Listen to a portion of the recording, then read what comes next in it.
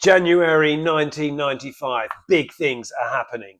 Toadfish is about to appear in Neighbours for the first time and continue for essentially eternity. And 442 sit down with Paul Ince at his very pink house in Cheshire. Love Paul Ince. And honestly, this interview really feels like the point that football has started to become proper celebrities. Because the start of the interview is basically about this guy, Ryan Giggs, becoming famous. Paul Ince is sitting there on his couch complaining. I'm sick of seeing Giggs' face on the front cover of everything I pick up. The article says Giggs had become football's answer to Take That. And then there's this ridiculous story about Giggs getting his hair cut. One day in training, Giggs says he's sick of his curly hair, so he cuts it all off.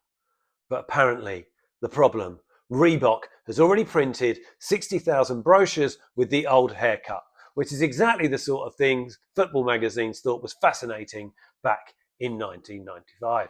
But the rest of the interview is wonderfully 90s footballer.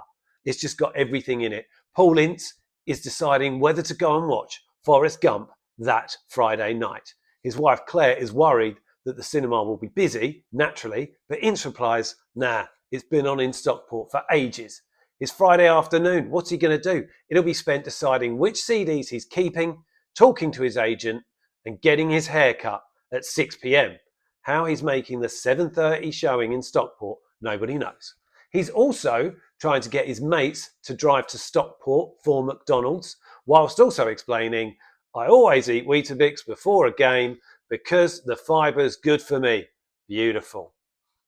Meanwhile, at Manchester United, he talks about players running around the training ground, just having a great old time, spraying each other with fire extinguishers, that classic football move.